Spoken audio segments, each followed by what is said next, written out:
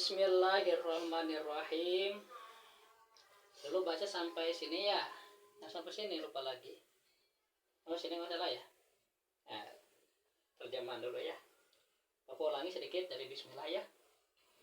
Bismillahirrahmanirrahim. Bismillahi ngawitan abi ngawas ngalap berkah kunyebat jenengan Allah ar-Rahmani Allah teh anu mapari nikmat ageun di dunia sareng di akhirat. Ar-Rahim tur anu mapari nikmat lembut di akhirat unggul.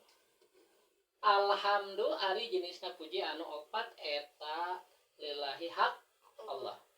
Jadi semua puji itu milik Allah. Nah, semuanya ada 4 puji itu. Pertama qadim alal qadim. Apa? Qadim alal Qadim. qadim. Kedua qadim alal hadis. Apa? Qadim alal hadis. Ketiga hadis alal qadim. Hadis alal qadim. Keempat hadis alal hadis. Hadis alal hadis. Pertama qadim alal qadim maksudnya puji Allah terhadap Allah sendiri. Jadi Allah memuji diri sendiri boleh ya. Kan punya dia pujinya. Misalnya la ilaha illa ana. Tiada Tuhan selain aku kata Allah gitu. Itu teh memuji sendiri sebenarnya. Karena emang benar. Ya. Kedua, qadim alal hadis. Puji Allah kepada makhluk. Misalnya Allah memuji Nabi Muhammad. Wa innaka la'ala khuluqin azim. Sesungguhnya engkau wahai Muhammad ada dalam keagungan akhlak yang mulia. Jadi mulia. Nah, akhlak Nabi itu dipuji ku Allah. Itu puji hadis alal qadim alal hadis. Puji Allah kepada makhluk. Kemudian yang ketiga hadis alal qadim. Puji makhluk kepada Allah. Misalnya kita nih, duh terima kasih ya Allah telah memberi nikmat ya. Nah, kita kan puji kepada Allah. Nah, itu teh hadis alal qadim. Puji makhluk kepada Allah. Kemudian yang keempat puji hadis kepada hadis. Puji makhluk kepada makhluk yang lain. Misalnya kita memuji bunga bagus ya. Memuji teman baik misalnya ya. Nah, itu hadis alal hadis. Nah, semua puji yang 4 itu tadi itu milik Allah, hak Allah.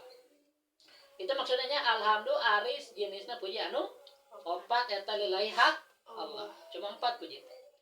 Allah itu siapa? Rabbil alamin yang ngurus sedaya alam. Jadi semua alam diurus oleh Allah. Maksudnya asalnya alam tidak ada kan? Kemudian ada. Diadakan itu oleh Allah. Nah, keberadaannya alam itu dipertahankan oleh Allah. Karena kan asalnya nggak ada, lemah. Bapak misalnya lahir tanggal 9, tanggal 8 itu nggak ada. Ya. Nah, ketika Bapak tidak ada, nggak bisa apa-apa kan? Umi sebelum lahir nggak bisa apa-apa. Ya. Nah, setelah ada, keberadaan itu kan karena kita memang lemah. Pada hakikatnya lemah ya. Keberadaan kita itu dipertahankan oleh Allah. Diurus maksudnya, paham?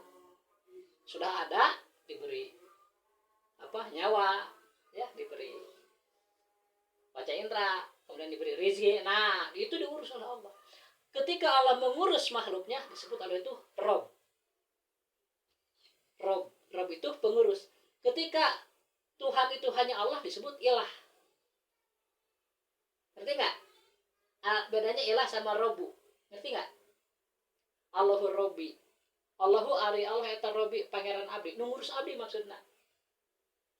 Tapi kalau Allahu ilahi, Allah itu Tuhanku. Nah, itu mah ketaatan kita hanya kepada Allah.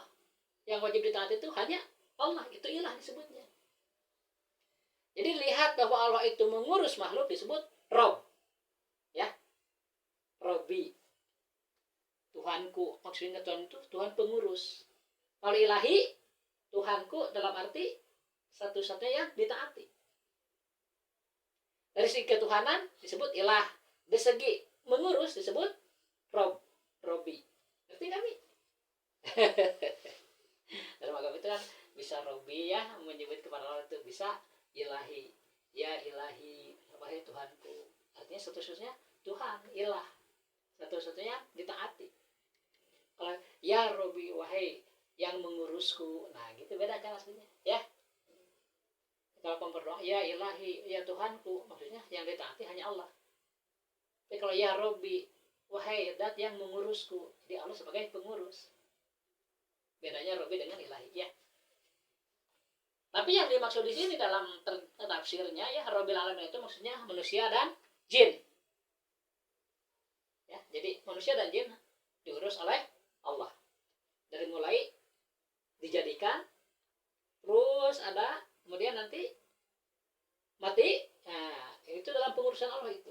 Kemudian dihidupkan lagi di akhirat, dimatikan lagi pas kiamat, dihidupkan lagi di akhirat lagi. Nah, itu dalam urusan Allah, penguasaan Allah. Paham ya? Wasolatu sarang ari rahmat. Nah, ini berdoa. Doa kita kepada kanjeng Nabi.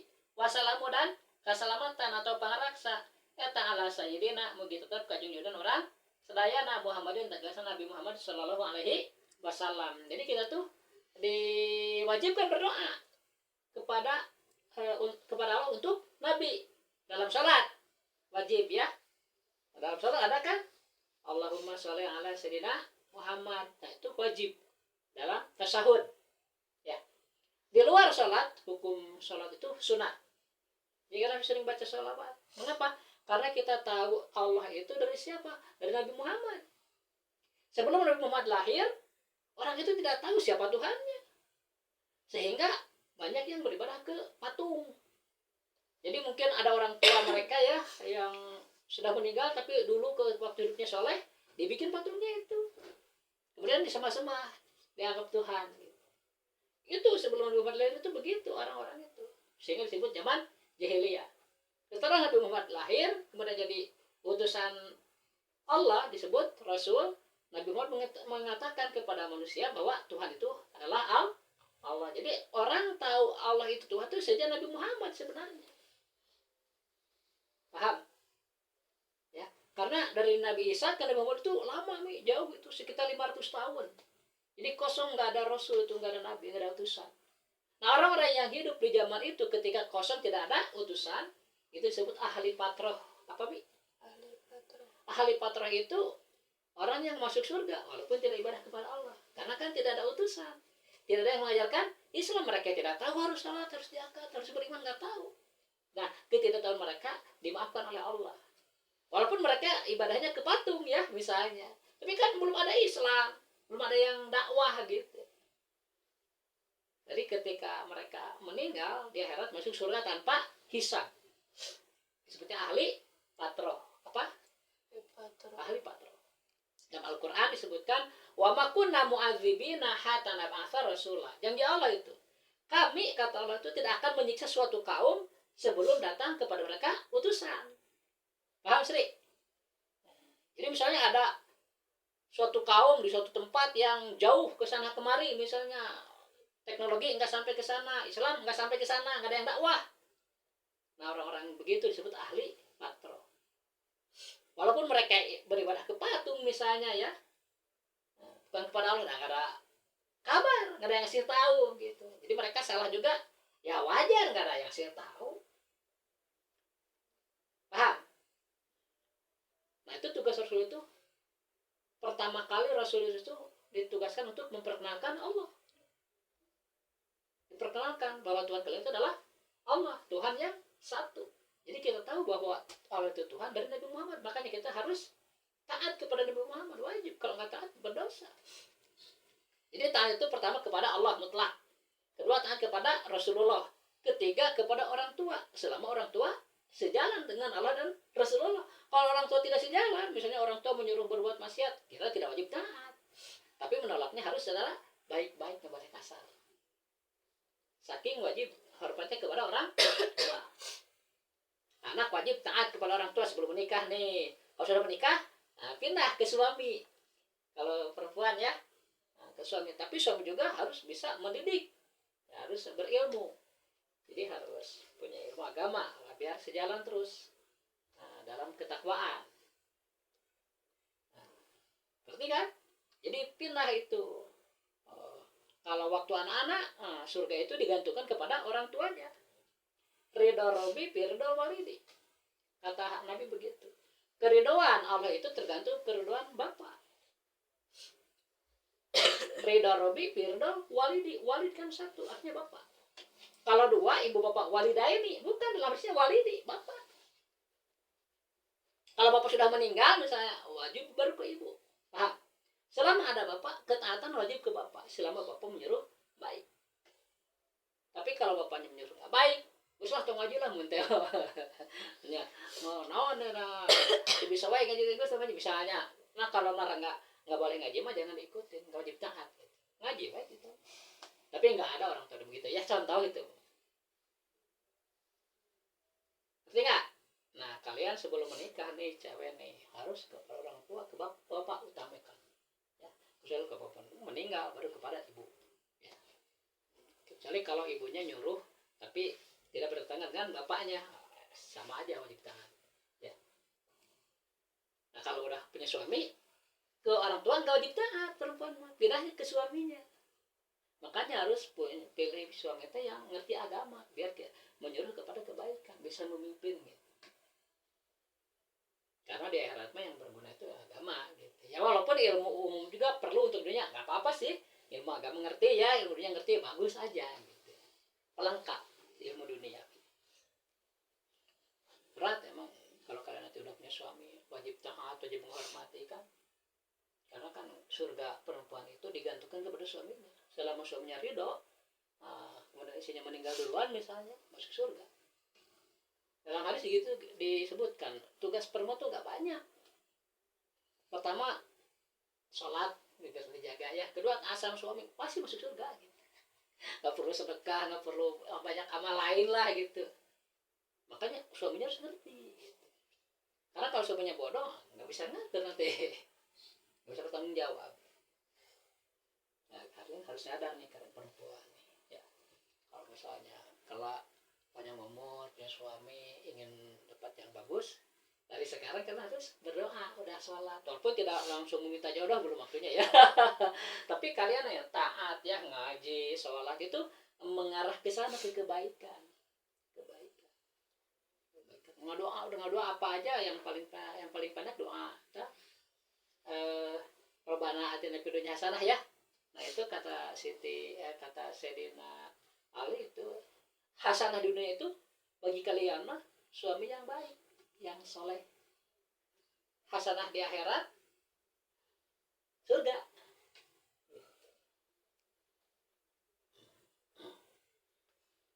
Jadi kita harus menerapkan kepada Nabi. Contohnya di sini wassalatu wassalamu ala sayyidina Muhammadin. Kita doakan supaya Allah memberikan rahmat dan salam kepada kanjeng Nabi Muhammad. Nah kalau kalian baca salawat sekali, Allah itu maha kaya, langsung dibalas 10 kali oleh Allah. Allah itu tahu kalau kalian baca salawat. Kalau kalian nggak baca salawat, Allah tahu. Harus rajin nih ya, setidaknya dalam salat lah. Di luar salat coba mulai sekarang harus latihan zikir. Bagus. Baca salawat, lo baca al-ikhlas ya, misalnya banyak-banyak itu 100 misalnya. Atau baca apa yang hafal di Al-Quran kan faqra'u ma tayassara minal Quran. Ternyata begitu, baca dari Al-Quran itu yang kamu bisa, jangan susah-susah gitu. Jadi kan kebiasaan sehari disebutnya wirid namanya. Wa ala alihi sareng mugi tetep ya rahmat sareng salam teh ka kulawargina Kanjeng Nabi.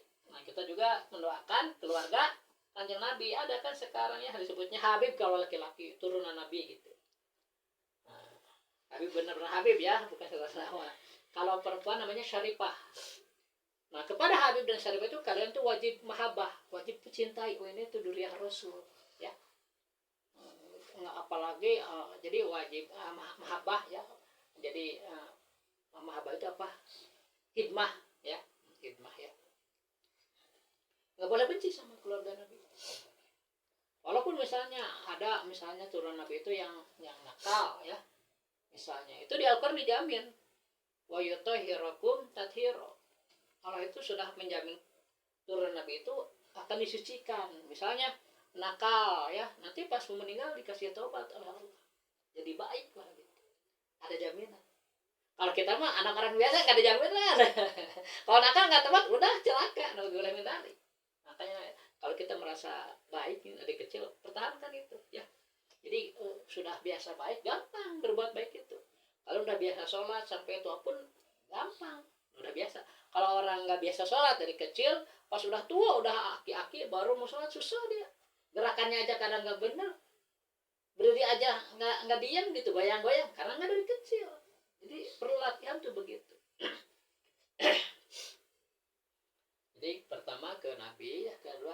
kepada keluarga Nabi ya, anak cucunya itu ada sampai akhir zaman tuh ada.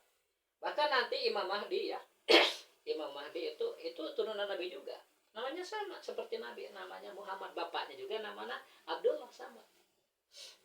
Akan keluar nanti Imam Mahdi kalau dunia ini sudah kacau balau, tapi insya Allah kita mah mungkin nggak ngalamin ya, nggak tahu sih ya.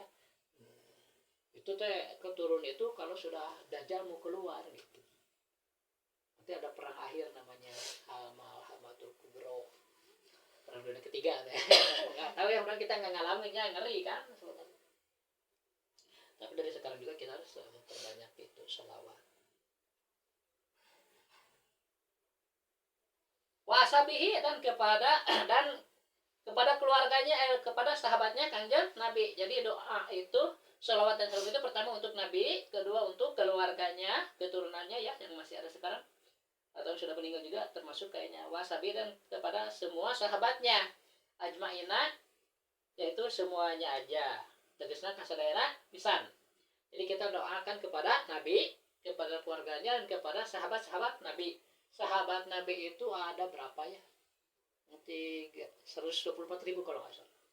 Itu dijamin masuk surga semua. Hebat itu. Kalau kita bisa masuk surga kalau kita taat kepada Nabi dan kepada sahabatnya dalam apa? Minimal dalam bidang akidah. Dalam bidang akidah, ketauhidan. Apa cirinya? Cirinya itu mempelajari sifat 20. Kalau kalian ngaji tauhid tidak diajarkan sifat 20, pasti itu ada yang sesat yang dilanjutkan. Enggak masuk. Kamu insafin.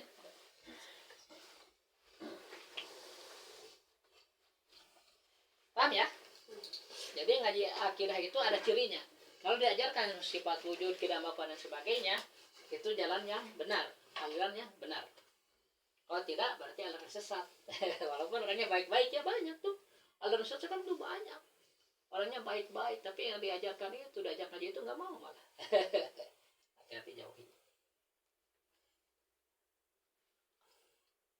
Awal rumah ari pangheulana perkara yajibu anu wajib ieu mah ala kulli muslimin ka setiap jalma Islam eta itiqadu makna sahadataina nekane kana makna sahadat dua. Jadi manusia itu yang mukallaf, nah manusia terbagi dua nih. Ada yang mukallaf, ada yang tidak. Ada yang mukallaf, ada yang tidak. Yang tidak disebut goer mukallaf. Apa? Goer mukallaf. Apa goer mukallaf? Yang tadi ahli patrah termasuk goer mukallaf. Mereka nggak perlu ibadah kepada Allah, tapi akan masuk surga. Itu yang pertama. Orang yang tidak menerima dakwah ya. Dijelaskan tadi kan? Ya. Yang kedua nih, yang termasuk ahli patrah, yang termasuk goer mukallaf, orang yang meninggal sebelum usia balik. Anak-anak. Ya. Sebelum usia 9 tahun meninggal. Atau 15 tahun misalnya. Sebelum itu meninggal. Walaupun anak orang kafir, tetap masuk surga. Karena kan dia makhluk Allah. Paham? Kemudian yang ketiga, orang yang gila sejak lahir. Atau misalnya pas mau balik, gila. Sampai tua, sampai meninggal. Begitu seumur hidup, gila kan? Rusak akalnya.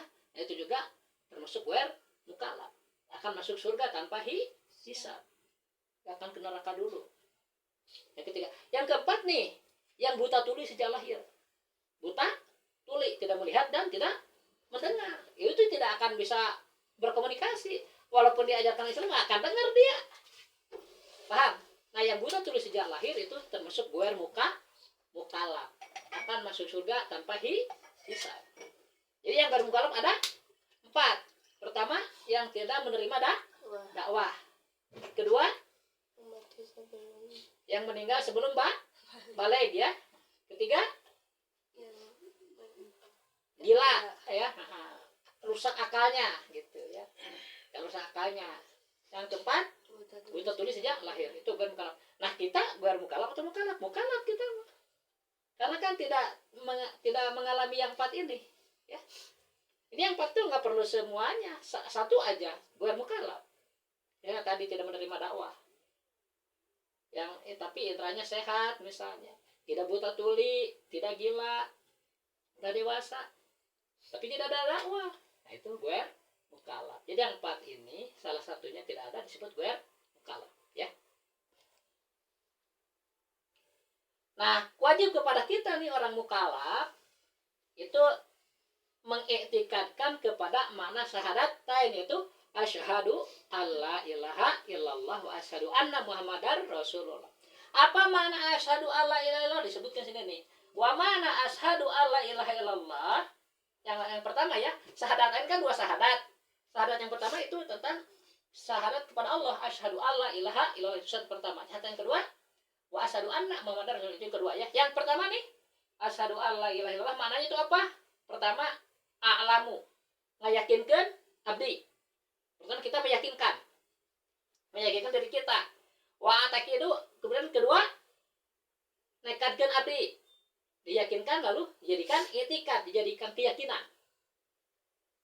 Ditekadkan, diyakinkan, kemudian dijadikan keyakinan itu terus hidup, maksudnya itikad itu ya. Wa atakidu, jangan nekadkan abdi di qalbi ku hate abdi batin. Jadi iman itu amal batin. Kalau sholat amal lahir, karena kelihatan sholat mah. Kalau iman kelihatan nggak? Enggak. Makanya disebut amal batin. Itu paling utama, padahal amal itu paling utama itu batin. Pertama amal kita itu apa? Beriman kepada Allah. Itu amal paling pertama. Kalau beriman kepada Allah, nah kita benar. Kalau tidak beriman kepada Allah walaupun baik, tidak benar. Karena akan ditolak amalnya. Paham? Misalnya orang kafir nih, tidak beriman kepada Allah tapi baik, suka membantu tetangga, membantu orang miskin, segala macam. Wah, banyak sedekahnya. Daerah tetap aja masuk neraka. Karena tidak beriman. Jadi iman ini sangat penting. Bahkan sahnya sholat itu karena iman. Kalau orang tidak beriman tapi sholat, disebut orang munafik. Sholatnya ditolak nanti daerah. Ada orang begitu kan, dia itu sepertinya tidak percaya kepada Allah, tapi karena pengen jabatan, sholat rajin ya, biar dipilih orang muslim misalnya, itu munafik, nggak boleh. Bahaya. Jadi iman dulu. Bagaimana kalau orang itu beriman tapi tidak beramal soleh? Iman kepada Allah tapi nggak dulu sholat, tara zakat, tara mutamanya, itu disebut orang fasik. Dia akan masuk neraka dulu. Dia heran. Kalau tidak sempat taubat ya. Dunia begitu, iman kepada Allah, tapi tidak mau beramal soleh, dia masuk neraka dulu nanti. Setelah habis dosanya, baru dimasukkan ke surga. Itu orang fasik. Tapi kalau orang munafik tidak beriman, tapi beramal soleh, munafik itu mah masuk neraka nggak akan diangkat lagi. Selamanya di situ. Naudzubillah min dzalik. Makanya kalian hati-hati. Bilang begini, orang banyak ngomong seenaknya, lah ente munafik lah, nggak boleh gitu, ente munafik lah. Gak boleh. Bahasa munafik itu bahasa sakti dalam Islam. Kalau dia tidak munafik, berarti kembali kepada si pelontarnya. Ya. Nah, hati-hati. Jadi, jangan munafik misalnya. Seolah dia itu munafik. Kalau dia nggak munafik, kembali kepada orang yang menuduh. Jadi jangan sembarangan ya. Artinya apa bahasa agama? Jangan dibawa main-main. Seperti ikhlas. Ikhlas itu beribadah hanya kepada Allah. Lawan ikhlas apa? Musyrik. Misalnya kamu merah ikhlas ente, nggak boleh gitu. Karena kalau nggak ikhlas berarti musyrik. Ya, jangan begitu. Jadi ridho ente gitu, rela ente gitu. Ini kamu ngasih rela ente. Rela. Ridho. Ulah ikhlasnya. Lawan ikhlas kayak ente ikhlas berarti musyrik. Dan lawan ikhlas mah musyrik. Paham ya? Jadi pertama meyakini, kemudian yang kedua mengiktikadkan dengan hati, wa ubayyinu, yang ketiga kalau bisa nih kita menjelaskan legoeri kepada orang lain. Apa yang dijelaskan itu? Allah ma'buda, tidak ada zat yang diibadahi bihakin dengan sebenarnya fil wujudi, di dalam keadaannya, ilallahu, kecuali Allah. Jadi yang wajib diibadahi itu hanya Allah. Wa annahu, dan sesungguhnya Allah itu ghaniyyun, maha kaya. Kalau kita bilang kaya ke orang itu kan karena ada rumahnya ya, ada hartanya, ada mobilnya, ada sawah misalnya, kaya. Kalau Allah mah bukan itu. Ya. Maha kaya itu maksudnya Allah tuh tidak butuh kepada makhluk. Justru sebaliknya, makhluk butuh kepada Allah. Coba kita dikasih nyawa, kalau nyawa nggak diurus, nggak lama berarti diurus ku Allah kan nyawa kita tuh jadi hidup lama. Jadi selamanya butuh kepada Allah. Coba ngicip itu hakikatnya kan ku Allah nya. Coba ngicip itu ku Allah. Ku orang diatur capeknya nggak terasa kan ngicip bernapas. Nah itu hakikatnya ku Allah sangat berkuasa. Jadi harus takut oleh Allah, harus berkuasa Allah itu memberi nyawa kuasa, nyebutnya juga kuasa gitu ya. Jadi ditanamkan dari kalian ada takut kepada Allah. Makhluk yang lain itu bergerak itu oleh Allah, kalau nggak digerakkan nggak bisa bergerak. Yang takut sama makhluk gitu intinya ya. Wa ana sareng saesuna Allah eta beniun anu sugih maha beungar Allah teh. Amma teu butuh ya Allah siwahu kanu salian ti Allah. Mubtakirun anu butuhkeun ilahi ka Allah naon kuluma saban-saban perkara adahu anu ngalenan maka Allah. Jadi Allah tidak membutuhkan sesuatu maksudnya makhluk, sedangkan makhluk selamanya butuh kepada Allah. Paham? Itu mana syahadat. Jadi mana syahadat yang pertama yaitu asyhadu alla ilaha illallah. Pertama apa? Meyakini, kemudian diiktikadkan dengan hati, kemudian kalau bisa dijelaskan kepada orang lain bahwa tidak ada lagi yang berhak diibadahi selain Allah. Kemudian kita yakini juga bahwa Allah itu maha kaya, tidak membutuhkan selain Allah ya, tidak membutuhkan segala sesuatu selain Allah. Maksudnya tidak membutuhkan pada makhluk karena Allah maha kaya. Allah kalau ngasih seperti tadi salawat, kalian baca salawat 10 kali dibalas oleh Allah 10 kali karena Allah maha kaya. Nggak akan diambil lagi apa yang diberikan Allah kepada kita, nggak akan diambil lagi. Kalau manusia ngasih suka ada yang diambil lagi, suka. Oh mana mau kita ke dia itu jadi mereka diambil lagi. Pembalik latahnya cekolot. Allah mah nggak demikian. Udah ngasih ya ngasih aja. Karena Allah mah nggak butuh. Kalau mah kaya lupa gitu yang harus diberi. Dan lagi pula bahannya Allah ngasih itu asalnya kan nggak ada makhluk jadi ada nah gitu. Bahan untuk ngasih itu banyak. Makanya Allah kan maha rahmat, maha pemberi ya. Baik di dunia ataupun di akhirat. Di bismillah ada kan artinya ya. Di bismillah itu kan yang bernikmat besar dunia dan di akhirat siapa? Allah. Itu harus jadi keyakinan kita. Jadi kalian harus ingat terus bahwa yang bernikmat itu adalah Allah. Sampai sini kan ya. Berarti insyaallah besok ke sini ya. Mutasifun bikulli kamalin walau alam berdi. Makasih ya.